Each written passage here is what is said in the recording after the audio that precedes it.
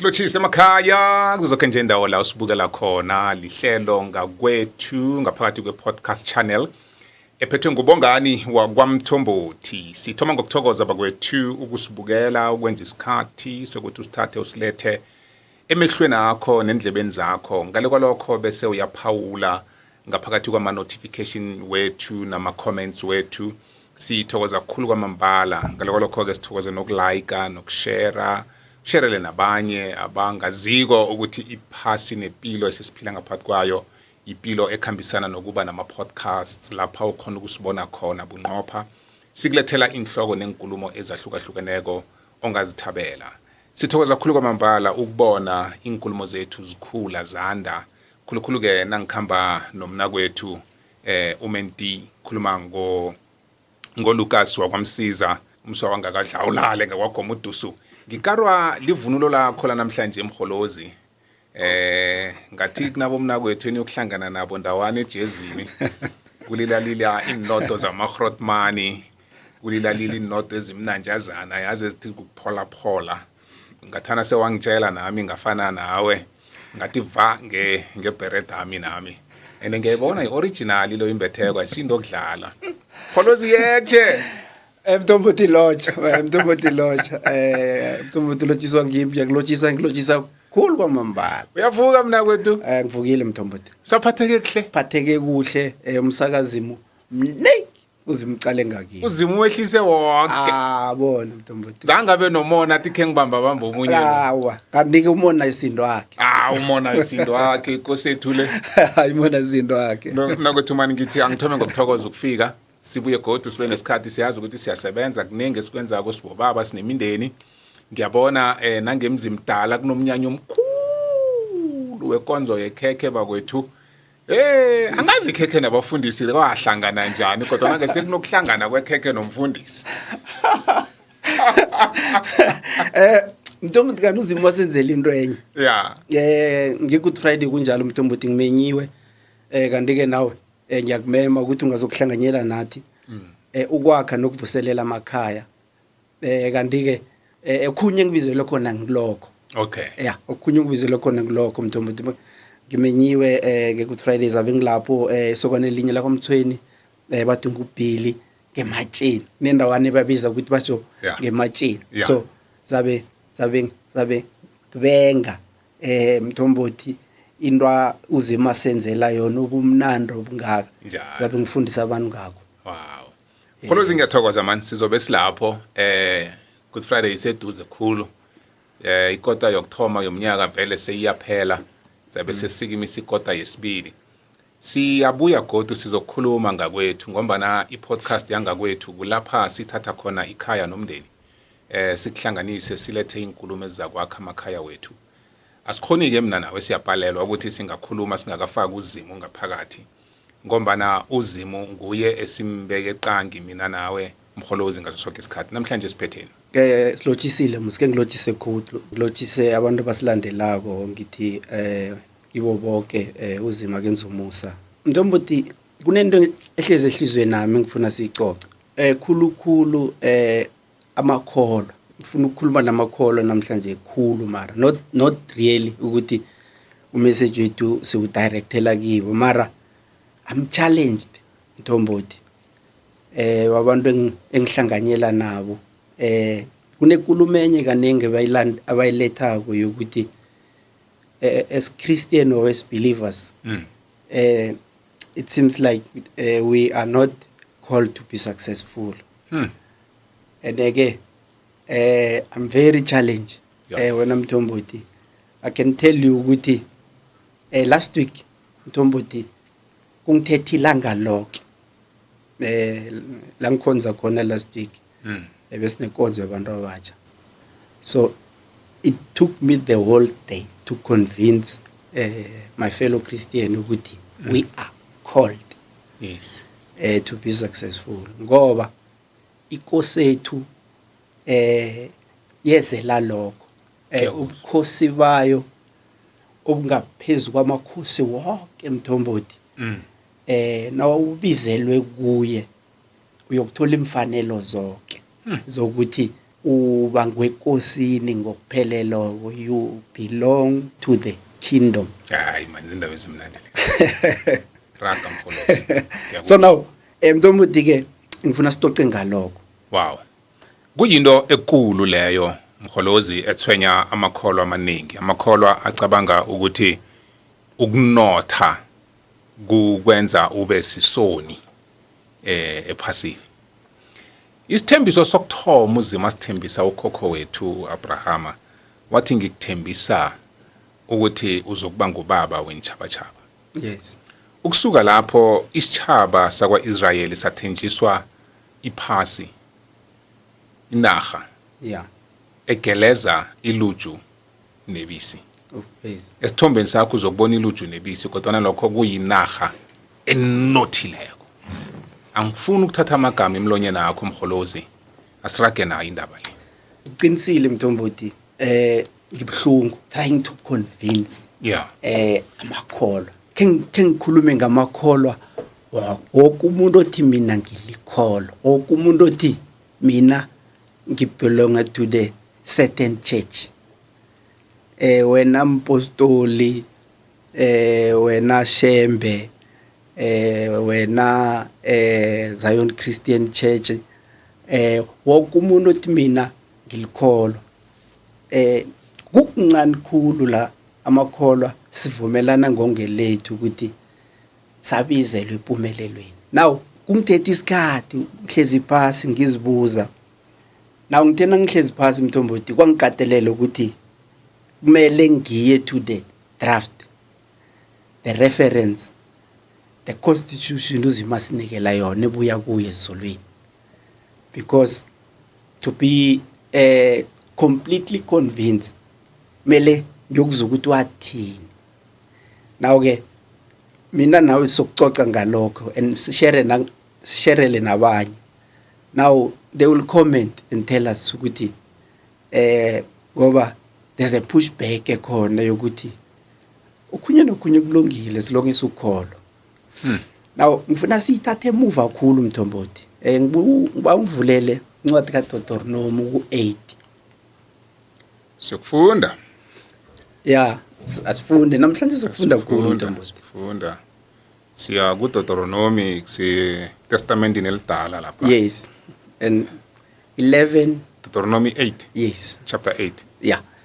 Now ufunda verse 11. Yeah, 11 no 13 Mntombuti. Now that is why ngifuna sibuyele emuva to check ukuthi what was the promise. Yes. An original promise. Yes. Yalabo uzima babizako. Angisho nami nawe sibiziwe. Now the promise uzima ebiza ayinikele uIsrael. kuDeuteronomy. Sifunde and then abangafuna ukuyikholwa ke kwabo mara mina nawe siyayikholwa ngisho. Because isithembiso sakhona it was fulfilled. Encwadini kaJoshua. Ngiba ngifundele Mntombuti 11 to 13. So ngiyokuthoma ku11 ngidlule ku12 ngiyokujama ku13. Yes.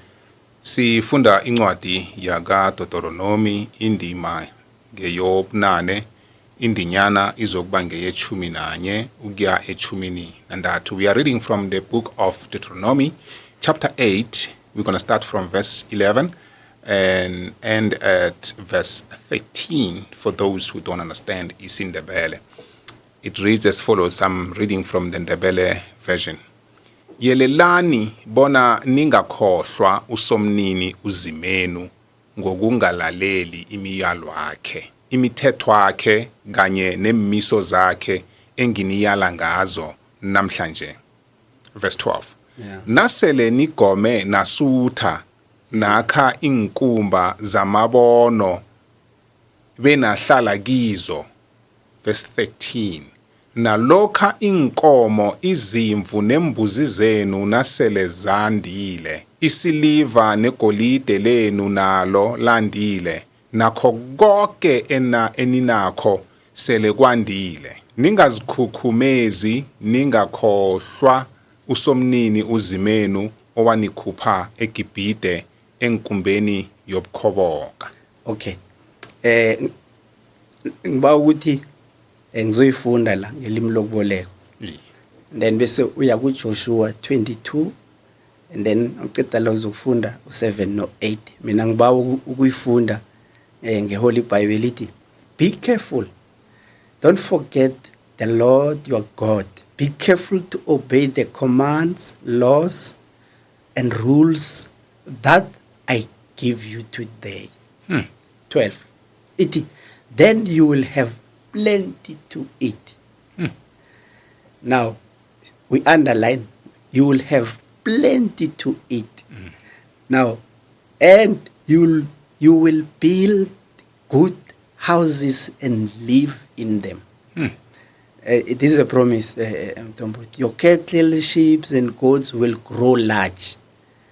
Itikoti, you will get plenty of gold and silver. You will have plenty of everything. Akunamhlako la. Akunamhlako la. Sithembiso esikhulu lesi. Sithembiso esikhulu mntampoti. Kodwana esikhamba nomlayezo ukuthi ningakhohlwa uzimeni usomnini okunguye onikele konke lokho. Ithanda lapho. Ngendlela oyithome ngayo ukuthi kuhle kuhle ebukhosini esikibo akafanele ukuthi ngathana siyahlaka. Nakancane. Manje mkholozo uthi ukuthini? Uthi ukuthi nasimakholwa sihlaka asikapheleli. Mntomboti mina ngokuya ngami ingisalapho. And that is why kubaluleke kakhulu ukuthi nasimakholwa we must introspect ourselves. Now and then mele sicala ukuthi the knowledge esinayo it is enough ukusenza abantu zimsifuna sibe ngibona. Mara izwi lakhe uzosiphendula. Umbuzo wakho lo uzokuphendula lizwi lakhe. Okay. Yes. Right. Uthengiya kuJoshua bani? Joshua sifunde ukuthi encwadini yaka Joshua ku22:7 no8. Joshua chapter 22. Yes. Verse 7 and 8. Yes. Izokufundeka ngalindlela elandelako umbukeli wethu. Siyayifunda ithi yona yeke uJoshua wabusisa wathi kibo buyelani emizinenu ninomnotho omningi nefuyo eningi isiliva igolide ikoporo isimbi kanye nezambatho eziningi khulu hlukaniselanani nabafowenu bango eniyifumeneko ezitheni zenu yeke wabalayelisa baya emizinabo inqundo ezinye zekoro yakwaManase sanikelwa nguMosi isabelo. Last funde khona that was the promise. Yes. Now uJoshua la the promise now was fulfilled. uJoshua la funda khona la sebafikile baya isithembiso abanikelwa sona sebasiphethe esandleni. Now uJoshua uthi ke umnotho wonke unophethe wabelaneni abelanani nabantu abakwenu. Wow. Now mina ke ngokufunda la Mthombothi I'm completely convinced. And I don't have even a single doubt. Yeah. Ukuthi uzima intembiso zakhe akazigcini. If there's someone othi yena uzima intembiso zakhe akazigcini ngokwakhe lokho it said ukuzwa omunye wethu athi no man it can't be true ukuthi ubizelwe kuzima wamukele umhlako umunye avela athi kuyakhonakala ukuthi uzima kubizile and then you must accept indlala accept umhlako kanti last quote ekhona fanele kubiza izwi likazima ufanele ngithathe njenge ngepolice imberekweni nakho musilobereka khona une guideline kumele ulandele exactly ngendlela njalo. Yeah. Now ke nozimo nayo wasinikele izwi lakhe wathi kumele sizindle ngalo. Now la sinofakazi boko kupheleleko ukuthi izwi likazimo lingu amen. Ngesithembiso uzimo abanikela sona and uJoshua isithembiso sakhona siyafezeka. Wow. Then asinakho esingabambelela kikho sithi kungenzeka ukuthi ungenzeki. We don't have that.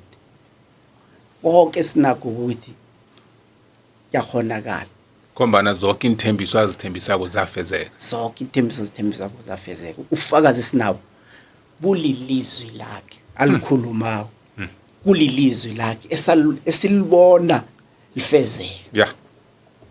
Yeah. Now-ke hlangana nathi nakunalaba bathi eish mara mhlawumbe uyakubamba ukukholo. Mina nawo isiko la sifunde khona. And isithembiso sikaZimba singatsho njalo. Now sizokuya uKristu ukuthi Yena uthini? yena uthini. Ngombana setestamentini elidala simbona kuDeuteronomy, Yes. sinthembiso ezivela kuMose njengomholi. Yeah. Sele uMose angasekho sibona inthembiso esele zifezekiwe, Yeah. fezekisiwe ezikhulunywa nguJoshua omholi Yes. wesichabezi. Now-ke ngiba ngivulele Mthombothi. Yeah. I think ngifundele kuMatthew 25:14 sogcina ku16. Kaningi ke fanele ngizwa abantu bathi uKristu zangafundisa ngemali. That is why abangcwele abaningi they don't touch that topic kaningi. Ngoba bonakala ngathi when you start ukufundisa ngemali ubonakala njengomuntu ochumayela prosperity. Oh, yeah. They normally say that. Yeah. Ukuthi you are preaching prosperity. Because ufuna imali ebandleni. Yes. And again, mina ngiyiboni njalo. Reading from the promise uKristu asinikela yona nokuthi how to handle money. I have evidence again ephathekako ukuthi uJesu wasifundisa. I-guide wasinikela. Sekusele ngakithi ke thina with our understanding yokuthi how do we align ourselves nelizwi lakhe. Ukuze sikwazi ukuthi sizuze ngoba ihloso yakhe bekuthi sizuze. Matthew 25. All right, we are reading from the book of Matthew chapter 25. I'm going to start from verse 14. Ifundeka ngalindlela inesihloko esifulelweko umfanekiso ngamatalente. Yeah. Godu umbuso wezulu uza kufana nomuntu owathi nakazokuthatha ikhambo. Yes. Wabiza insebenzi zakhe wazichiya nepahlakhe kobana ziyeluse. Yes. Esinye wasinikela amatalente amahlanu wemali. Yes. Esinye amatalente amabili kwathi esinye wasinikela italente elilodwa. Esinye nesinye kwaba ngokwekhono laso. Yeah. Yeke wakhamba. Zazoyifundo kuyaphasa ngiba kuyiqhatha nami ngapha. Ithi from starting from 14 with at that time God's kingdom will also be like a man leaving home, travel to another place for a visit. It before he left, he talked with his servant. He told his servant to take care of his things while he was gone. Langifuna khona from 15. He decided how much each servant would be able to care for. The man gave one servant 5 bags of money. Wow. He gave another servant 2 bags. And he gave a third servant 1 bag. Then he left.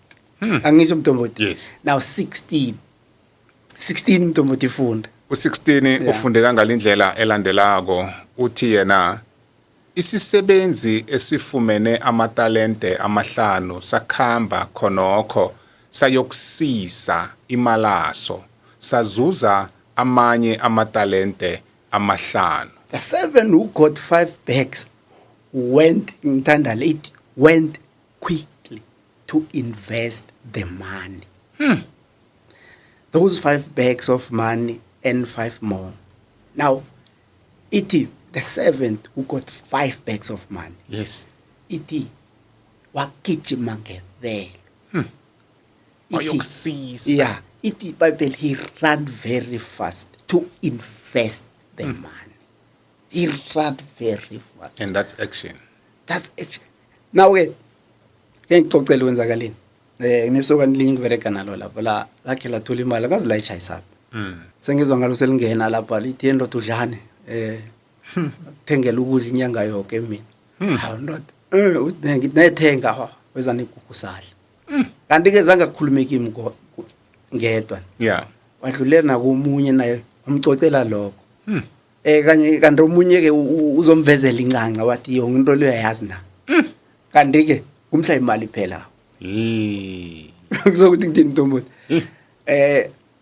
wewe madlanyana man namhlanje ngikhuluma nawe nje akunalitho now iBhayibheli lithi owathola amabheka ay5 ithi iBhayibheli wagijima zanga aqale emuva wayokusisa now uZimu Mthombothi usifundisa ngoku-invest uthi uZimu lophetha amabhekanyana ithi iBhayibheli ungabuza nomunye umuntu oseduze kwakho uthi ungatshela nabantu uthi wathembile ukuthi iBhayibheli ithi iBhayibheli wagijima angaqale emuva wayokusisa nawe ekusiseni kwakhe iBhayibheli yasitshela ukuthi wazuza ngokubuyelelweko nawe ke nowathola amabheka amabili Mthombothi wenza njalo now you know Mthombothi ama principle uZimu wabeka tot namhlanje akakachange the precept uZimu wabeka imithetho emidala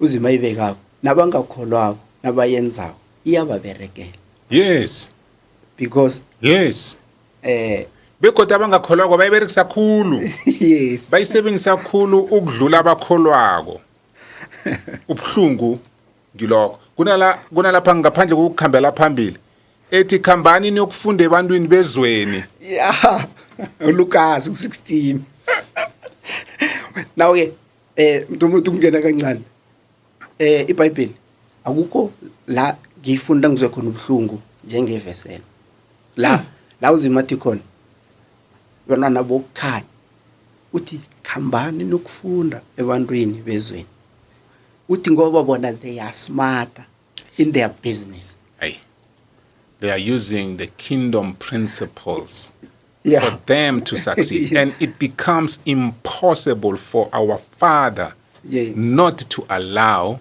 them to succeed because it's a principle ifana nomthetho wemvelo yeah i-force of gravity ayithi ngoba wena nomoya ocwengileko uthandaze ekhulu na uziphosa phasi umoya ingcwele uzokubamba i-force of gravity it's a principle of nature Yeah. definitely is going to take you down now okay that's what God Mthombothi he created all the principles of nature for us to be successful and what God created as a principle I change it favors all now ke thina you know I'm telling you Mthombothi yangitswenya ukuthi thina as amakholwa Mthombothi we don't have this discussion Yes. we don't talk about money no siyasaba I don't know if yeke ngaka ibuyapi uZimu uthi if there's money in your pocket run very fast uthi iBhayibheli you want to be spiritual you see that one you want to be spiritual you want to be holy there's nothing wrong with that there's nothing wrong but with at the end of the day you need to show that you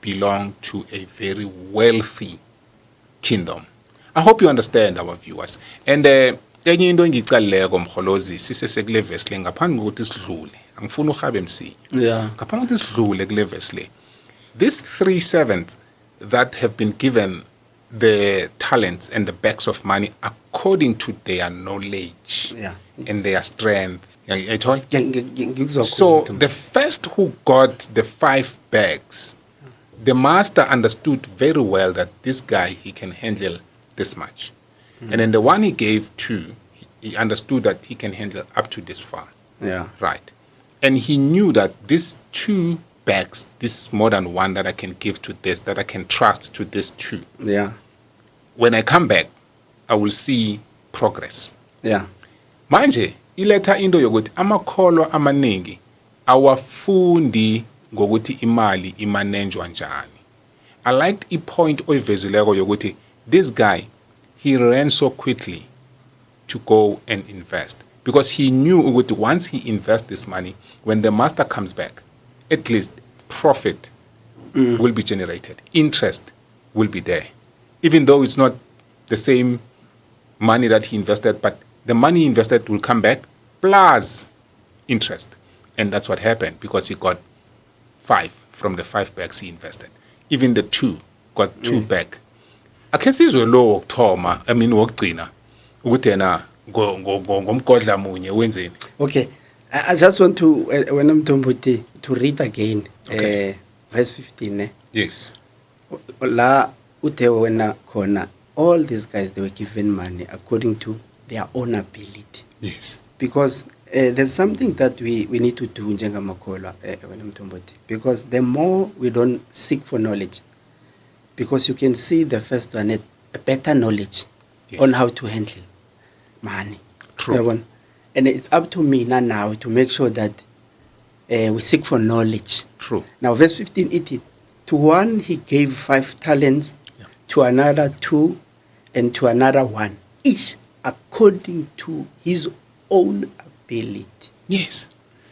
And then he went on his journey. Now, you know what? Now the Bible is telling us, Uguti, they were given money. Now, what is happening now? You invest and leave it there. You invest money and we call and forget about it. Now, that's where money grows. Wow. So, now let's look at the last guy. Who got 1? Yeah, there's this. The guy who got 1 talent, There's this 1 bag. lazy man. There's this Ipebelimbis, which is a lazy servant. Yeah. Ipebeliti livila lokla. Yeah. And ngithanda nangendlela uKristu ayihlathulule ngayo ekugcineni. Yeah. Abantu barareka bathi hawu shem. Sinabo shem abaningi enkonzweni. Shem unento eyi-1 bayini imthathela yona. Yeah. He failed to increase it. Eish. He's failing, this guy. He's even delaying progress ngaphakathi ebandleni. Ngoba ngaso sonke isikhathi yena nakavela kufanele kuthiwe shem. Hey, kunencwadi enye kuZakha ithi ivila alidli. Now, before siyokufunda Mthombothi about the lazy guy, ku-23, the master answered, you did right. You are a good servant. You can be trusted with more. Bachela lo ubuye na 5. Yes, ubuye na 5. Now, God gave us a trust. God is trusting us, Uguti. We must make sure Uguti increase and it add value, because omunye angati, we are all gifted ngendlela ezihlukileyo. Now, if we don't work on our gift to make sure Uguti it add value, kilabo baseduze kwethu. Yes. Sizokuthathelwa. Eish. Yabona indaba yokuthathelwa. Your gift to be taken away from you. Now, ngiyo kufanele sibalekele le. Ngibafuni Mthombothi ku-24. Mkholozi mani ngathi wece khulu. Oh, okay. Khona. Sisenenyama lapha. No. Khona. Sike Mthombothi. Loza ikhona. Ngazi ukuvuma. Sizani Sithome 18. Okay, asiye u-18 Mthombothi. Kodwana esifumane italente elilodwa sakhamba sayo lembela salifihla lapho. Into ekufanele ngifuna ukuthi siyiveze. But what happened with this guy who got 1? What did he do? Because now there are many of us who are receiving from God.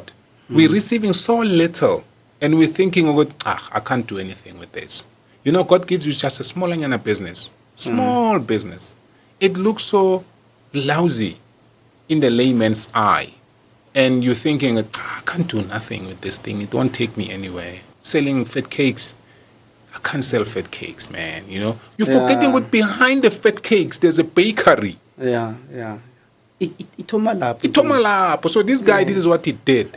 Ngale talente eyi-1. Bakhambo yembe. Bekufanele abathuse laba bathole 2, laba bathole 4. You see, today we see legends who are not in the kingdom, who are not highly educated, but they become so way successful. If you can even compare to the people who are holding multiple degrees out there, people with PhDs. But you find this guy with a matric certificate. He's running such a massive business, and he is paying those who are highly educated. And you wonder why. Because this guy understood that I only have this one thing. And I cannot dig a hole and hide myself because I'm saying I'm not educated. So, umthako engifuna ukuthi siwurahe ngaphakathi ebandleni namhlanje uthoma la ekwembeleni, digging ourselves and hiding ourselves. Nemhlanganweni, when you go to the meeting at your workplace, you sit at the back. You don't want to go to the front because you are scared that they will ask you a question. You are not even contributing a single word. How are you going to get promoted, guys? How are you going to get to be noticed? Those ideas that you have that can take this company forward, you keep them to yourself because you are always sitting at the back. You are digging yourself. You are digging your talent. Sasa kubuye kuthiwe ikampani yavala, ikampani yawa, ikampani ayisebenzi, but you got ideas to save this business. Ngilokho ebengifuna sikhulume ngakho Mkholosi nangithi ngikubuyisele emuva kancane. Bokuthi siye ku20 bani? But before we move kancane Mthombothi, you know the sad part? Yeah. Now this guy is digging a hole. Hiding the money that does not belong to him. To him. Oh. He's not just digging a hole and hide his own money. The man, he was given money. Funding. Yes. Today you are busy asking for funding, applying for funding. You get that funding and you dig a hole for it. Yeah. That is where the problem, Aban Bekaya, they are doing. We've been given, Mthombothi, we've been given. So Kenje, and loko ngichungi buyelela ukuthi let's look to ourselves ukuthi what is it that is in and inside us. Mthombothi, esingathi no man, there's something. So now instead of digging a hole, ekonje umuntu ngikhambe sivuzako imali yakhe inkomo zakhona ziyavuza. Yeah, ikhambi yawa. Yeah, ikhambi yawa Mthombothi. Dobho ngabanye. Asifunde Mthombothi uthe sifunda ku bothe siya ku23. Ngilandela wena mina Mkholosi. Bothe siya ku23 lo angimazi umthandeni mhlambe kunalapha umkhabe khona. Oh, inkosi yabuya. Izobagweba. Ayukubagweba kokwakho. Yeah. Izokuvula incwadi. Yeah, izovula incwadi. Ukuthi nisebenze njani madoda. Ngemva kokuthi nginikele ifunding. Imalenga nenzeni. Hey, yathi wenze kuhle sisebenzi sami esilungileko nesithembekileko. Yeah. Wathembeka ezintweni ezincane. Yayibona? Yeah. Khuluma ngama fat cake business. Yeah. Uyinyazileko wathembeka endweni ezincane. Yeke ngizakubeka bona uphathe izinto eziningi ezikulu. Yeah. Yewuze uzokuhlanganyela ithabo lenkosi. Yeah. Inkosi yethu ifuna njalo. Yeah, yewuze uzokuhlanganyela ithabo lakho lenkosi. The master answered, you did right. You are a good servant. You can be trusted. You did well with small amount of money. Oh man. So, I will let you care for much greater things and come and share my happiness with you. Now we need to be trusted. Yes. Uzimu ufuna ukusithemba. Cool. And uzimu akafuna ukusithemba ngento ezikulu. Yes. Uzimu ufuna ukusithemba ngento ezincane. Mara ihloso yakhe kusinikela ezikulu. Yes. Nasingathembeka kuloko okuncane. Isiqiniseko sinaso sokuthi yena usiphathe lokukhulu. Yes. Ke ikinga ethu ukuthi okuncane sinako sikuthathele phasi khulu. Besembe nebigodi. The servant othole imali encane uzokuzwa ukuthi nakabalabala kuthini. Yo. Ubalabala uthluwe nawe ubone ukuthi no man lo ngathi uqinisile man. Ngathi ekhabo vele into le isengazini. Asimfunde Mthombothi. Khona encwadini sisese ku Matthew chapter 25 mbukeli. Yeah. Asimfunde Mthombothi ku24 uthi yena engifunda. Yes. Uthi then the servant who got one bag of money came to the master. The servant said, "Master, I knew you were a very hard man." Ne? Excuse. Excuse, and a serious one. You harvest what you did not plant. And remember, this guy was given money. Now, sakakhuluma manga maningi. Yo. Imali engasiyo yakhe. Yo. And then you gather crops where you did not put any seed. Yo. So, Aye. I was afraid. I went and hide your money in the ground. Here is the bag of money that you gave me. Yo, sibaningi siyokubuyisela konke kuzimu ekade siphe khona ukuthi sikwazi ukuphila sindlondlobale ephasini lakhe. You know ngabomo mana khe ngibuyele ku Genesis chapter 2 namkha chapter 1.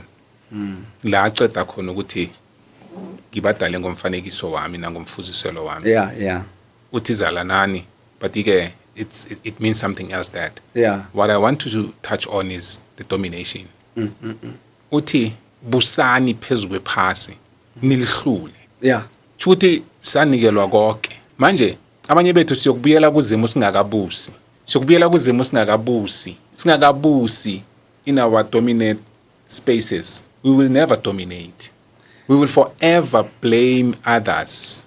We will forever say government, corruption, politician, this and that, pastors, criminals, all that. But have you ever made time and look into yourself and check, Uguti, actually, where can I dominate? What is my talent? Where am I given for my space to dominate? You haven't touched that one. And Mtombothi, and all of us. And because of laziness, biblically, because of laziness, people, they tend to blame everyone. Yeah. As you're saying, they're pointing at government. I mean, I didn't grow up from family of Motsipes and what. Yeah, education. Yeah. We normally do that. La, Stoluguti, the guy was given a bag, but now he's blaming the master. Uguti, I know you. I know you. I was afraid, and I went and hid the money. Remember, Mtombothi, mina nawe, what we are gifted with, it's not our gift. Yes. Spiwe. Yes. Sanigelo. Smahla. Now, okay, ekumele sikwenze ukukhulisa. Multiply. Yes, it's to multiply it. It's to multiply. Because it said, multiply. Yeah. Multiply. Malimo iti zalanani nandi. Yeah. But in English it will say multiply. Yeah. And then now when you go to multiplication, you cannot multiply something you don't master. No. You have to master something and then you can multiply it. Ufunja tawing impetegolo, it's a multiplication of another company's product. The product the company by multiply, I'm not sure how many billions of us or not millions of us who are owning a gadget like this. Yes. And it came as an idea. Yeah. And it was multiplied. Yeah. And those guys, they made a lot of money. Now, what are we doing, Tina? Tina Siembel. Tina Siembel. Yeah. Kodwa sifuye ukuthandaza. Thina sithandazela ukuthi sivikele emimoyeni emimbi, sivikele. We are not praying and say, Father, I want to be wealthy. Yeah. I want to dominate my space. Show me my talent. I want to show the world how your kingdom looks like. Yeah, there's nothing wrong. We are not praying as siyaratha nasithandaza. And I think Mtombothi, you know, I think lapho you know, the principle is it doesn't need prayer. Yeah. No. That's a good point, eh? Yes. Repeat that again. Yes, the principle that God gave us, it multiplies itself. Once you understand the principle and you follow the principle, you don't need even to pray. No, you don't need to pray. Oh. Now, okay, because of the knowledge, that is why I'm crying, because of knowledge. That is why I'm Mtombothi. Sithen mina nawe nabangakholwayo, as long as you understand the principle, it will work for you. So amakholo, that's why uJesu uphumani nikhambe nokufunda kwabangaphandle, because they understand the principle better than thina. Because uJesu uthi ngisusa izulu ngilethe emhlabeni, thina ungibethile ngibona ngithule ngithethe nje raka Mqinisile Mtombothi, uzibe principle wayibeka Mtombothi. and uthi izobaberekela bonke abazoyilandela ngendlela engayibeka ngayo. That is why any seed that you plant, follow the principle of a seed. There's no way. The seed must just grow. The seed must just grow. That's a principle. That's a principle. You run fast. Once the seed gets the soil and water, it you run fast to invest. Christ himself is telling us with Bangwele, run fast to invest. But Tina, we don't want to open up and pass and discuss this and help each other. Kholozi ngiyazi ngibawana. Ngibawa ukuthi ikulumo le ingabi ngiyanamhlanje kwaphela. Ngibawa ikulumo le ibe ikulumo esingakhona ukuyikhuluma cobe imigadangiso yethu esizoyigadangisa. Sithome net Matthew 25 lo. Simuthi fa. Simebhesi. Asenze njalo Mthombothi. Senzelela ini Mthombothi? Why must we do this? Mthombothi, Tina, we refuse to accept poverty. We refuse. And we want to encourage others, Mthombothi, to understand ukuthi sabizwa. We've been called by the King to his kingdom. Not just any kingdom. The kingdom that is above all other kingdoms. Now, let me bring it home. Itingilete kai. Asuge mina nawe la and go and visit the richest kingdom, just in South Africa. One kingdom. Sivakashele and spend time in that kingdom. And start ukuthi what kind of a lifestyle are they living? Then, now, let's see. Our king is the king of that kingdom. Yo. Let's just visit one. Yo. Just mention one, Mthombothi. Kholozi. I was given an opportunity to visit few. Yeah. Even though I won't mention because I don't want to throw names. Yes. But what you are saying as an example, it's true. Sibonelwe sihle leso sibekako ngombana ubukhosi lobo khona ukubona ukuthi ikambiso yomnotho yobukhosi wonke umntwana nomuntu ohlala nosebenza ebukhosini lobo akalambi akalala ngakadli akathoki indawo yokulala unezambatho unamanzi okusela unekoloyi ayisebenzisako esithuthi unomndeni wakhe akhona ukuthi awondle nawo ngoba angewebukhosini obu. How much more about our kingdom? Lethina esithi wonke amadola ayaguca kiyo.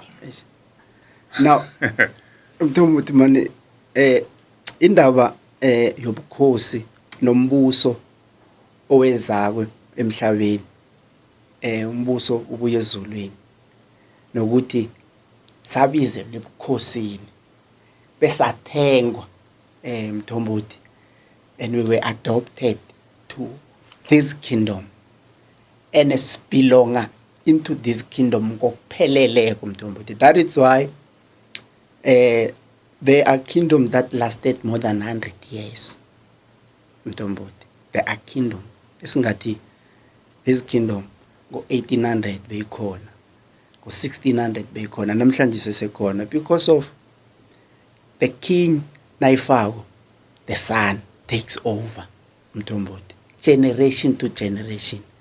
That's why kwabakatelela because of ikingdom akumelanga ifelele ebukhosini kwabakatelela ukuthi bebathathe bebabuyelele so that kube namadodana.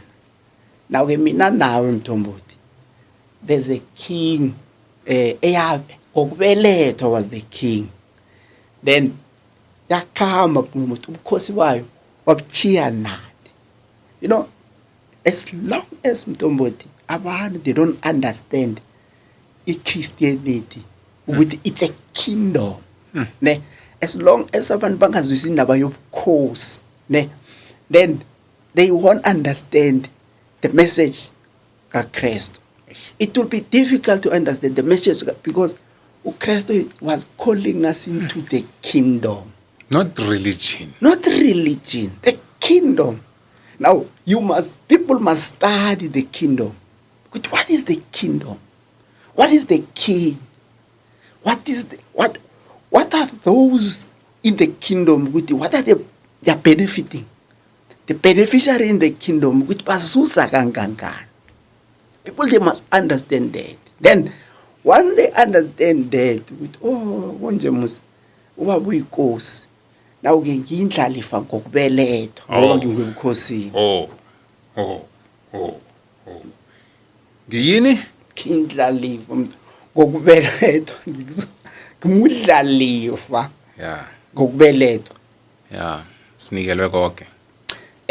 Now ke ngifuna siqedelele sokufundeni incwadi kodwa kaLukas efakazela le. All right. Yeah. Ngokucedelela ngibawa ukuyichuchuluza ngifundela umbukeli wethu ngelimi lekhaya. Yeke kweza isebenzi esanikelwa italente elilodwa ku24 loyo. Sathi ekosi naso kosami bengazi bonyana uyindoda elikhuni. Excuse umkholozi abakhuluma ngayo. Uvuna lapha ungakalimi khona. Ubuthe lapha ungakahachi khona. Sibaningi sibanjwe into leyo mona lo. Yeah, more. This is jealousy. And Because I don't want my king to benefit from my hard work. And you are forgetting one thing, with actually what you will be benefiting is not for your king, it's for yourself. yeah. Right, mona lo uthi ikosi yakhe ifuna la yona ingakahathi khona. Yeke fese ngasaba ngakhamba ngayokufihla italente lakhweli. Took the money, put it under the mattress. Right? Cala naku okungokwakho. So he's bringing the same money as it was given to him because he didn't want this money to gain any interest because of jealousy. So sinabantu abanjalo, so ngileli phuze bengifuna ukuliveza before sichuchuluza sihlulele encwadini kaLukas ukuthi abaningi bethu ukuze singaphumeleli sibanjwe indaba yomona. Umkholozi nje nanga ngiboleka even yakhe le ukuthi Mthombothi ngibawa uyisebenzise inyanga then bese mina ngenyanga uzangipha imali engaka. Yahlanya umkholozi. Ufuna ungisebenzisa mina ngisebenzele yena. Hayi. Ngikhohliwe ukuthi this tool onginikele yona you bought it ngemali yakho and now you're giving it to me ukuthi nami ngikwazi ukuziphilisa ngiphilise nomndeni nami. Kodwa ngenyanga uthi ngikuthokoze nganani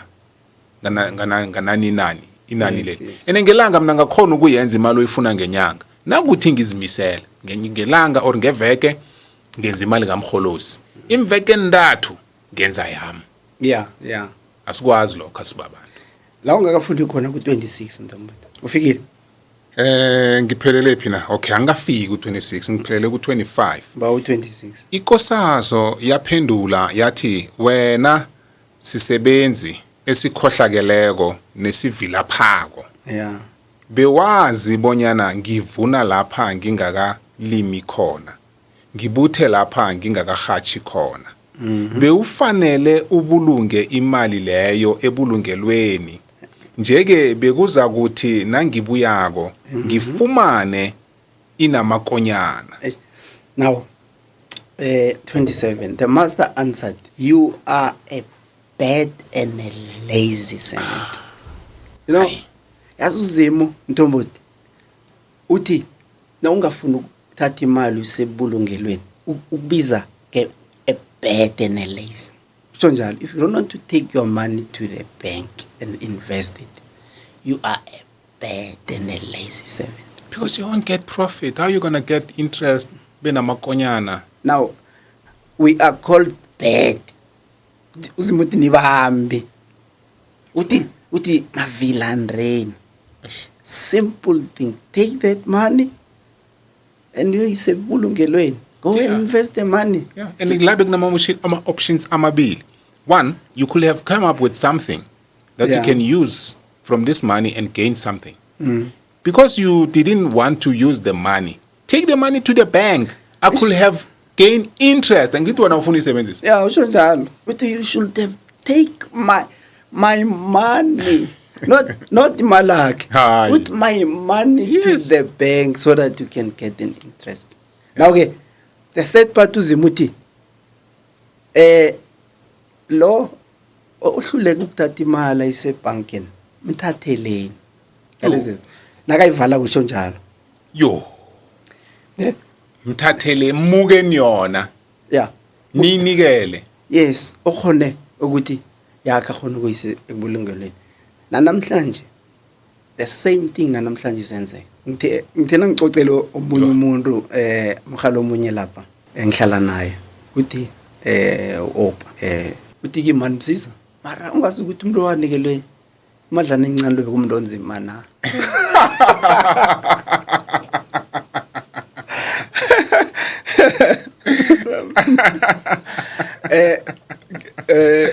ngombana ubonani emlini onzima Ngombana ngokuya ngaye ngokuya ngaye Mthombothi yeah uthi kimi abantu bekhaya asikhulumi ngokuinvest nokuthi singakhona njani ukugenerate enye imali uthi abantu bekhaya sihlanganyela konke izinto ezokusizana ngophekiso nothiso yeah nentokufela esinazo zokuthengelana ukudla yeah sibalisizo kukhulu naziza lapho yeah mara namde kuhlalwe phasi kucocwe ukuthi manje madoda ke sikhona njani ukuthatha okuncane sikubeke ukuze kwazi ukukhula yeah umuntu uzokuthi hana mali sizikhuluma into ezinjalo ukhuluma ngemali njani onganayo blaming part and the lazy ones yes that's what they are doing Yes. and tot namhlanje akaka change Mthombothi eish now uLuka uyayifakazela indaba lena uLuka mara uletha ngenye angle very look same thing yokuthi let's invest what we have ngiba uye ku19 kuLukas. all right we are reading from the book of Luke chapter 19 sorry 19 yeah verse sithome ku11 to 13 we're going to read from verse 11 ifulelwe ngesihloko esithi umfanekiso ngesipaparwana segolide yeah hey bengimaragile yawa nje ngimuntu ofundako ngemali ne ngimuntu ofundako ngemali eBhayibhelini nengendabeni zemali beluvule Mthombothi. all right let's read verse 11 ngifunda ngesindebele kuthe abantu basalalele lokho uJesu waraga ngokubatshela umfanekiso ngombana begade aseduze kweJerusalema begodu abantu bebadlumbana bona umbuso kaZimu bowuzokuvela khonokho wathi kibo umuntu obegade abelethwa emzini ohloniphekileko waya enarheni ekude ayokwenza bona abekwe inkosi bese uyabuya Yeah. yeke wabiza ichumi lamanye wamakhobo akhe wawanikela abo mina Yeah. abalichumi wathi kibo sebenzisani lokhu kufikela bengibuye kodwana abantu bakhe bebamhloyile yeke bathumela abazenda ngemva kwakhe bona bayokuthi asimfuni umuntu lo bona abe yinkosi nanyana kunjalo wabekwa waba yinkosi Yeah. yeke wabuyela ekhaya khonokho wabiza amakhoboka ebegade awanikele imali ukuze afunyane bona azuzeni ngayo Yeah. lokthoma leza lafika lathi Nkosi umina wakho uzuze ichumi ngaphezulu Yeah. wathi kilo wenze kuhle khoboka lami elilungileko Yeah. njengombana wathembekile kokuncane ngizakubeka bona uphathe amadoroba alichumi lesibili nalo leza lathi Nkosi abomina bakho bazuze abahlanu ngaphezulu kilelo wathi uza kuphatha amadoroba amahlanu yeke kweza elinye ikhoboka lathi Nkosi nangumina wakho bengimfihlile ngimphuthele ngechila bengikwesaba ngombana umumuntu olikhuni uthatha ongakakubeki uvune ongakakutshali wathi kilo ngizokugweba ngamagama akho wena khoboka elikhohlakeleko wena khoboka elikhohlakeleko ndina angithi bewazi bonyana ngimumuntu olukhuni ngithatha engingakakubeki ngivune engingakakutshali alo kuba yini ke ungazange usise imalami ebulungelweni ukuze kuthi nangibuyako ngiyifunyane inenzuzo na right jama kufunda kelimi lokuboleka ayi madoda ku11 ithi isihloko sakho sithi use what God gives you. wow Use it what God has given to you berekise kuhle. Now ithi ku11 as the crowd listened to what he was saying, Jesus went on to tell a story. He was now near Jerusalem and knew that people thought it was almost time for God's kingdom to come. So he said, a very important man was preparing to go to a far country to be made a king. Then he planned to return home to rule his people. Verse 13. So he called 10 of his servants together. He gave bag of money. Basanikele mabheke nalabo.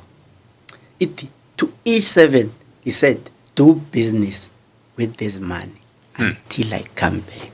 wow Now, okay, ngifuna underline la ithi khona do business with this money. Ngisho ngale bathe invest. Now, ngapha they are given another option. yes you must do business Yes, they are given another option. Christ is uthi now, uthe invest, ngapha uthi do business. Now, okay, but the people in the kingdom hated the man. But the man was made a king. He came home. He said, call those 7 who have my money. I want to know how much more money they've earned with interest.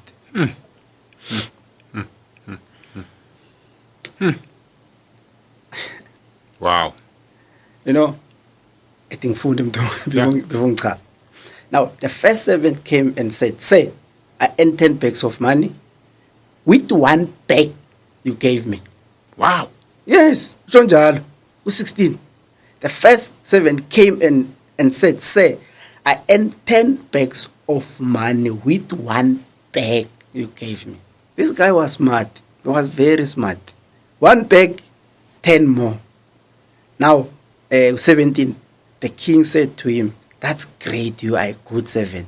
I see that I can trust you. You know, uzimfuna ukuzithemba mntomboti. Ngokuqana sinikele khona. Then you can rule 10 of my cities. The second servant came, say, you with your 1 bag of money I earn 5. wow 1, this one 5. The king said, the same, you are a good servant. I will give you 5 cities to rule. Then the third one, he came in and said to the king, say, here is your bag of money. I wrap it and in the piece of a cloth and I hide it. Ibophe ngethawula ngengani ngechila wayifihla. The third one, I was afraid because you are a hard man, blaming part. Mina nginachutu waba wangichiya ekhaya vele umhlakweni wethu thina sibelethwe ukubereka abanye. Now ke 22, the king said to him, what a bad servant. You know, uzima uveza umuntu ongakhona ukumultiply njengomromombi. Uzima usivezela umuntu ongafuna ukuthatha imali ayisebhankini or to make business with that money njengesihlola. And izwi likaZimu liyasifundisa mthombothi. Izwi likaZimu limhlahlandlela. We have a draft mthombothi that we need to follow. I call izwi likaZimu a constitution kaZimu ayinikela ukubuya kwezulwini that we need to study. Yabona nasithi kumele izwi likaZimu silifunde mthombothi iBhayibheli nasiceda ukufunda senze because sokuthi sikholiwe mthombothi sanikelwe indlela yokuphumelela sibizwe ngabambi. eish madoda Ngoba it said mthombothi ukuthi amakholwa abafuni, they don't want us to talk about izwi lakhe ukuthi how can we multiply. Sona njani ukuzuza Mthombothi?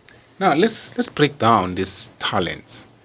You might be working somewhere and you are earning a salary and you are saying this salary is not enough, I cannot do anything with it. Yeah. How different or how far are you from these two servants that we read from Matthew and Luke, who forever hide behind complaints? Now you are given a job that you are working and you earn a salary, but we are failing to use the very same salary as a seed to multiply. We are forever in the same space, same position, not developing, not changing, because we blame the salary that we are getting.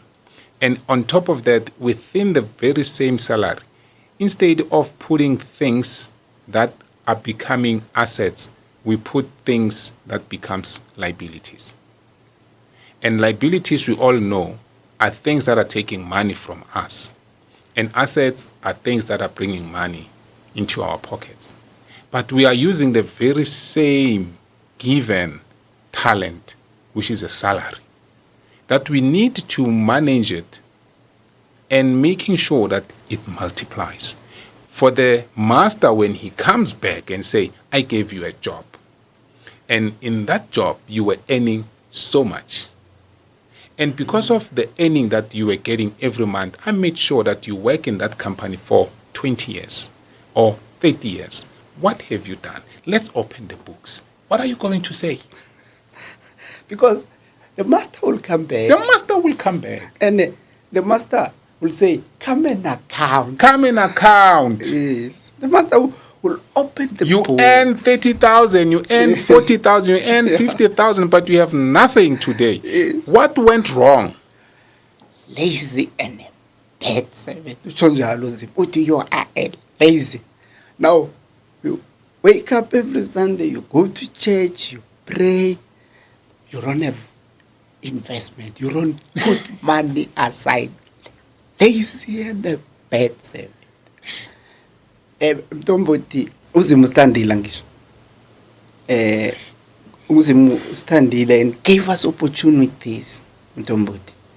Now, you know, I always say this, Mthombothi, and kulu ngilelela the young ones.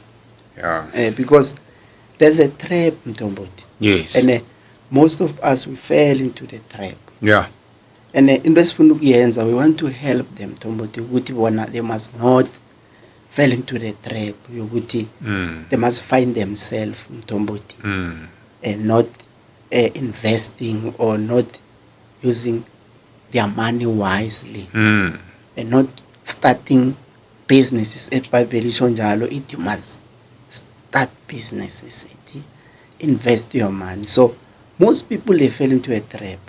A trap that was created by a system, Mthombothi. Abantu bangaphumi enkolotweni. Yes. A system that is enslaving all of us. Yes. Yo. Because for you to qualify to have a house, the system iti kumele ube nesikoloto. You qualify to buy a car. Yes. Then But your credit score. yeah. So that is the system. So but uZimu Mthombothi uyala. Yes. uZimu Mthombothi uyala. Uthi the first thing that you need to do not to totally pay yakho yokuthoma, run fast. Invest. Yeah. Let's break it down. 10%. 10%. Let's break it down. 10%. I get 1,000 Yeah. a week or a month or whenever. I get 1,000. My 10% that I need to invest there is 100 rand. Yeah. I need to make sure that in the 1,000 rand that I get, 100 bucks, I must put it aside. For 12 months, it's a year. Yes. For 12 months, the master will come after 12 months Yeah. to check and open the books. You must be accountable. 100 bucks every month or every week if you earn it per week. You know? Yeah. Put 100 bucks aside.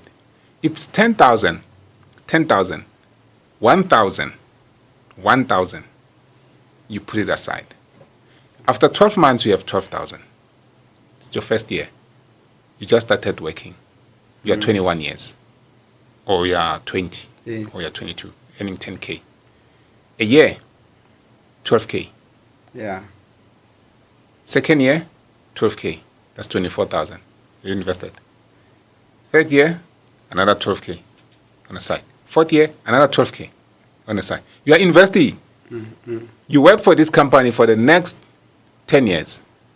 After 10 years, the master comes back and say, let's see how you've worked my master, my servant. And you say, from the job you gave me, I was earning 10,000, and I made sure that every year every month I save 10%. And 10% a year gave me this much. So I'm not sure ukuthi wena mbukeli wethu uhola malini la usebenza khona. And then ngenyanga ukhona ukuzibekela ecadi i10% yamalini ukuthi uchugulule ubujamo bakho bempilo namhlanje. That's the message we are bringing today. No way. Mthombothi ngiba usakhuluma nge10%. No, there's this other principles imayinikela abantu yokubafundisa ukonga. Yokuthi thatha 10% ulethe kimi. Sale na 90%. Uzimu saving money. Uzimu, he gave us a principle of ukuthi you must force yourself to take a certain percentage of which it's a 10%. Yes. And bring it to me. Yes. Then now now by doing that automatically uzimu kufundisa ukuthi funda ukusave. Yes. Automatically now you start learning ukuthi there must be money engiyibekela ngeqadi. Then in your 90% onayo, then take other percent and put it aside again. But people, they don't understand that ukuthi uzimbeka sifundisana nakathi thatha okuqani kulethe kima. Then uyafunda. That is the biggest lesson. Yokufunda ukusave. Good. Put it aside. Yes. Then on your 90%, then there must be other percent ongathi le ngiyayithatha ngiyayisave appear. The very same 10% oyise kuzimu ukuchiyena 90. Yeah, uchiyena 90. And i-90 le ubona ngathi ngiyakho. Yeah, ubona ngathi ngiyakho nokucabanga ngako wena. Ukunikele 100%. Uthi kule 100% ngisikela 10. Yeah. Then i-90 ufuna ukubona ukuthi wenzani ngali 90 so wedwa. And uqinisile ngaliya 10% usifundisa i-investment, usifundisa i-saving, usifundisa ukuthi kuyokufika ingikhathi ezibudisi la kunganamali khona, where you need to at least go to the 10% because you are used to saving. Yeah. And now, if you are left with 90, you can still say, okay, for myself, let me put aside another 10. Then I'm left with 80. Then what am I doing with this 8? Then I need to leave. Not survive. I need to leave. Yabo? Then I can take my kids to school. Then I can do this. Don't push yourself to say, you understand what the budget you are given doesn't want you to go and hang yourself with so much things that is so private. Private school, private this, luxury that. No, that time is still coming. It's still on its way. You will get there eventually. But you need to start small. Yeah. You don't kill yourself. And that 10% mkholozo bokhuluma ngayo ukuthi uzimu uthi ile 10 game. Still isese 10% ebenefita thina. Yeah. Not yena. No, not yena. Not yena. 10% ebenefita thina. If I'm taking my 10% to the church, yeah. it's for my spiritual wellness. Yeah, Mthombothi. Well, just yesterday, the sixoxa indaba khona abakhala abanye lapha eMerebhele. We really we need to be knowledgeable. Ukufunda ukonga. That is why ihliziyo yami Mthombothi ilele kilaba bathi mina I started working last week last year ilele kibo khulu ukuthi run very fast. Yes. Don't start ukwenza izinto ezokhosta imali the fancy life just liabilities. Yeah, serious liabilities. Yeah, thina abantu abaningi they are thinking ukuthi ukuvela ebantwini ngathi unemali. ya ukwenza umuntu ongcono kanti iBhayibheli lithe gijima ngebele ungacali nemuva for your own benefit. But ku-22 Mthombothi sesisondela ekuyivaleni ku-22 ithi, then the king said to him, what a bad servant you are. I will use your own words to condemn you. You said that I am a hard man. You said that I even take money that I did not earn and gather food that I did not grow. 23. If that is true, you should have put my money in the bank. Invested. Yes. Now it's going back to investment. Yeah. You should have took my money. Yeah. Yuzwa akathi malakho. Yes. No, this now. Yeah. Now uZimu Mthombothi, that is why ngikhuluma nge-trust, because i-trust, you are trusting someone with something. Yo. Ukuthi I'm trusting you ukuthi you uzoyiberekisa wisely whatever akunikela yona. Yes. So uZimu uthi, I trusted you with your money, my money. Yeah. So the only thing ekumele siyenze Mthombothi, it's for us abantu bekhaya Mthombothi, let's run very fast in investing. Yeah, let's run very fast. Yeah, and it's so sad because yonke lindo ifihlwe ngaphakathi kwencwadi. No one will know this thing if you are not reading this book. Eish. And you are busy saying mina iBhayibheli liyangidina, iBhayibheli liyangisilinga, iBhayibheli angilithandi, iBhayibheli lelethwa makhuwa, iBhayibheli ngelandani. But how are you going to learn this knowledge if you are not investing and making time in developing your personal development, increasing yourself when it comes to knowledge? You will never know these things esizikhulumela. You will just say ubobo nomkholozi bakhuluma ngani angizazi into. And your pastor won't teach you this. Your pastor will teach you to go to heaven. Yeah, your pastor will train you and teach you to say, forget about your life, forget about your well-being on planet Earth. You are weighted somewhere in heaven. There's some place where you are going. You're going to live nicely there. You can suffer here on planet Earth, but umfundisi akho yena uphila kamnandi, uhlala ngaphakathi kwe-aircon, udrive ngekoloyi ehle, umbatha isudu ehle, yonke into yakhe imthebelele. Why yena angafani nawe? Why yena angafani nawe ngomthlago? Yena he knows how to invest. Yena uinvestile for abantwana bakhe, unama assets for abantwana bakhe. Nebandla lelinakalalako lokuthathwa ngomunye wabantwana bakhe. This is the truth we need to tell the congregants, our brethren. Sibatshela amaqiniso abafowethu, sibatshela amaqiniso abazalwane, singabatshela amala mkholosi. La siku podcast sikhuluma into eliqiniso yamambala. Mina rather invest for my children and for my life. You understand? Yeah. Ngibafundise kunokuthi ngiyobafundisa cangi ukuthi bayokuphuma umfundisi imali. They must know ukuthi imali bayibulunga ekhaya first, then naba esondweni bayokusiza esondweni ngalokho isondo elihlaka. Angitsho ukuthi banganikeli. Yeah. Umuntu angizwisise. Angitsho ukuthi banganikeli. Siyanikela. Umthombothi siyapha senza konke bayazi abantwana bami siyakwenza konke lokho. But they must start to know ukuthi hey, nawunikelwe i100 ekhaya, i10 rand iwela ngaphakathi kweblekana le investment. Nawunikelwe i200 rand ekhaya, i20 rand iwela ngaphakathi kweblekana. Ngoba ngoDecember nasithenga izipho zethu zaka Christmas, sithi omunye nomunye akeze neblekana lakhe. Mina nomunye akeze neblekana lakhe. Yangizwa menti. Vula lakho msanami, vula lakho msanami, vula lakho mntazana mina nabantwana abathathu. Yeah. Omunye nomunye kumele athi ukuthi ngeblekaneni lakhe ubeke malini. Yeah. They must be accountable. Mthombothi, Mthombothi uyazi ukuthi sikhuluma la kunomuntu ezangayizwe ebandleni lakhe. Next. Awuzingitshela. Yeah. And that is a set. Yena wazi ukuthi ukudla kamnandi ezulwini. Yeah, kunomuntu Mthombothi ozange kafundelwe, afundiswe ngokuinvest. And amagama Mthombothi abuya kuKristu. Into esikhuluma la Mthombothi asiyinto esuka kithi. Into esanikelwa yona ukuthi let's do business. Yes. Usho njalo uKristu uthi yes. I gave you talent, inikele imali go do business. Yes. Now it's said ke mara ke angisho usitsho Mthombothi thina Mthombothi into silethe ngakwethu Mthombothi uphandlulula abantu. Yes. Kuletha umkhanyo Mthombothi ebantwini bekhaya.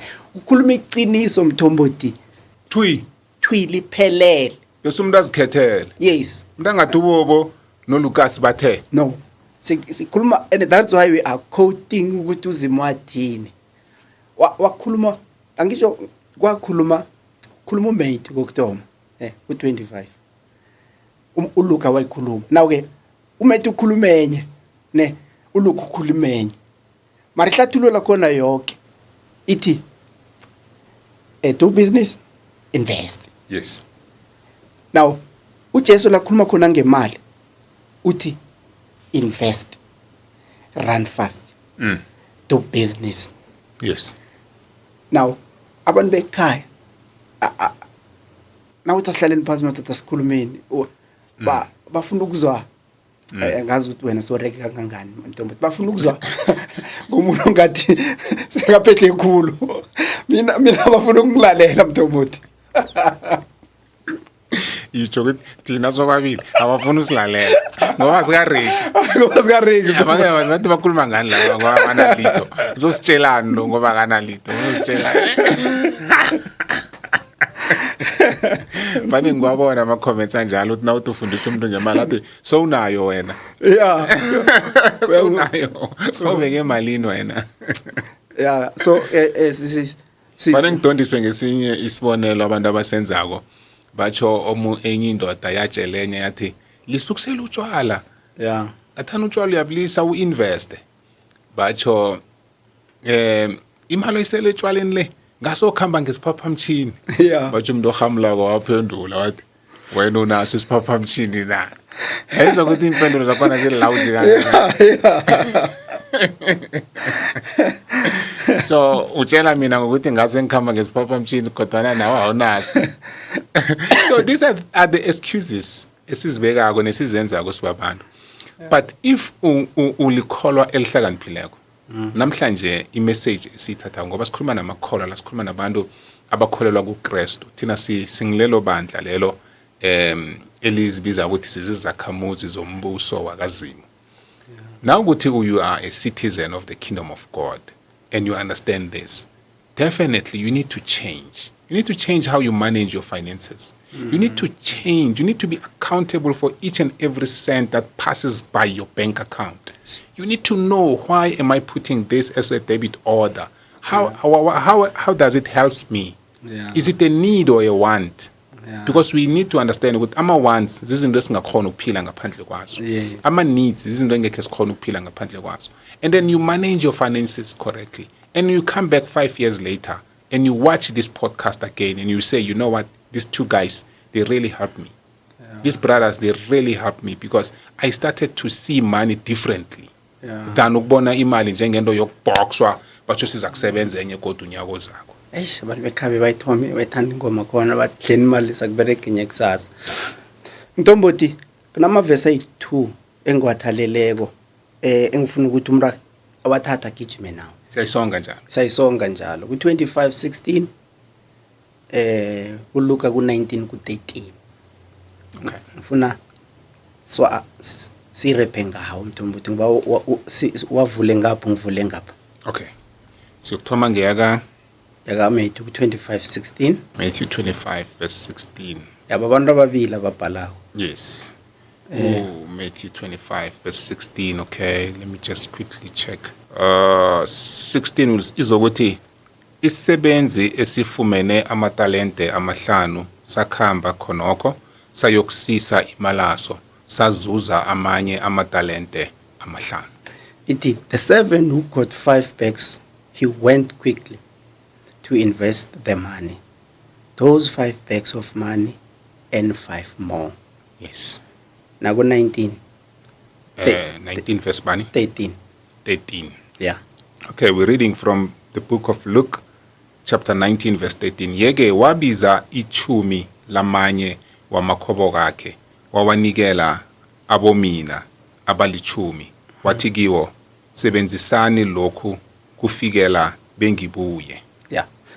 So yami ihlathululo ithi, so he called 10 of his servants together. Then he gave a bag of money to each servant. Yes. He said, do business Yes. with this money until I come back. True. Now, the message that we are sending to our viewers and our fellow Christian, Guguti, take these 2 verses, study them, meditate on them, and trust God Yes. with what you have. Yes. Take the talent, the money that you have, run very fast. Ntomboti, nawuphethe imali usiye ebhankeni wahlangana notata omunye batsho mhle khulu, chances are sinebonelo Mtomboti that you can point at Mtomboti. If you don't run very fast, Mtomboti, you'll come tomorrow uthi I wish. Because delaying yourself and explaining yourself endleleni ukuthi wena uphethe kangangani, Wow. usengozi yokuthi you can lose that. Yeah. Unama chance amaningi Mtomboti ukuthi ungakuluza lokho. So sithe abantweni bekhaya abagijime ngempela and do business. Yes. Uzimu trusted us with different kinds of gifts. Let's run very fast to multiply them. Wow. Kholozi asisonke nodekhethu ngithokoze kakhulu kwamambala ukuthi sizokuhlala sonke ngakwethu umbukeli. Siyathokoza ungakhohlwa ukusubscribe, ungakhohlwa ukulike, ungakhohlwa ukucomment, ungakhohlwa nokushare. Nginibonile niyabukela kodwa nifuna ukucomment niphawule nithi ukuthi nina niphatha kanjani, umbuzo nawo, umfakela onawo, zijayezeni bakwethu sesiphila ephasini le YouTube, siphile ephasini le digital, siphila lapha sithintana khona sihlangana khona ubuso nobuso, ukwazi ukuhlanganisa iphimbo nobuso lomuntu omaziko nomlalelako. Kholozi ngithokozile uzima kakwandisele ndodekhethu lapha uthethe khona. Singagcini namhlanje ungizwile emsangithi indaba yokufundisa ngethoro. Asithi thina sesinayo.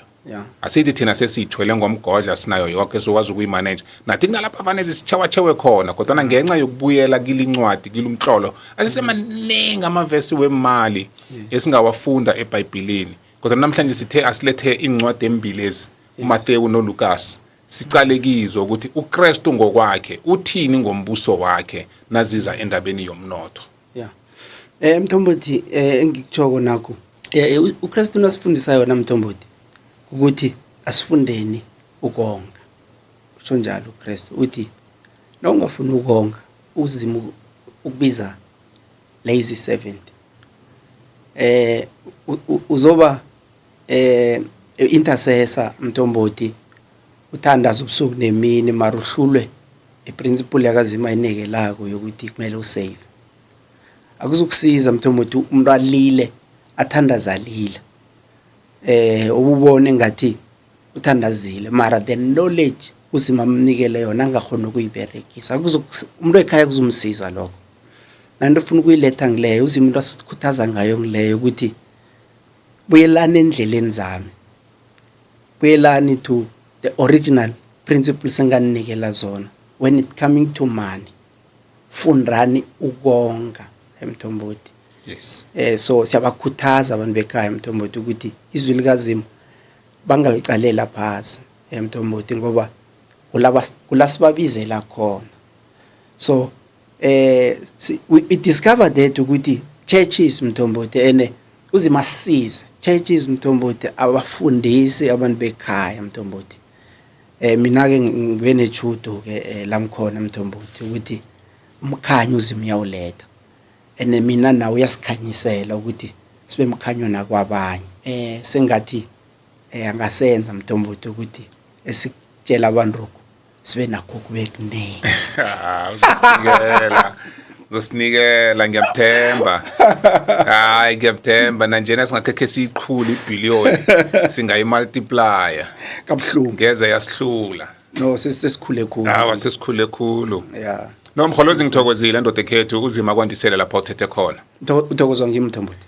Ngaleyo ndlela siyalisonga mbukeli wethu uzasilandela ke enkundleni zokuthindana sikhona na ku Facebook sikhona na kwa TikTok konje kwa TikTok ngubani na kwa Facebook? Kwa TikTok ngimatsela. Alright. Ngimatsela kuMending ngimatsela abangilandela eMthombothi nakwa Facebook nginguLucas December ngisibongo ngumsiza. Yeah. Bazongifumana lapho eMthombothi nenombolo banazo eMthombothi ke ukusizana nokwakhana ukuphumelelisa abantu bekhaya. Kwamambala sithokozile uzasilandela mina uyazi ke nawuthe Bongani Mthombothi wathi the life therapy wathi ngakwethu ufumene mina enkundleni zonke zokuthindana. Sizokubonana kodwa kweepisode elandelako uzima nenze nibe bahle uzima nenzele kuhle wehle umusa wakhe bekodwa uzima sinikele ukuhlakanipha akunikela inkosi Solomon. Solomon wabona ukuthi kuhle ukuthi abawe ukuhlakanipha ngoba nake ukinvestor nokuthi ukwazi ukwenza into ebayilingeniso ibe yiasset idinga ukuhlakanipha. Kuthandazele ukuba wena kuzimu bona kuphe ukuhlakanipha ukwazi ukubusiseka. Bakuthi sithokozile sibonane nigodu esikhathini esilandelayo.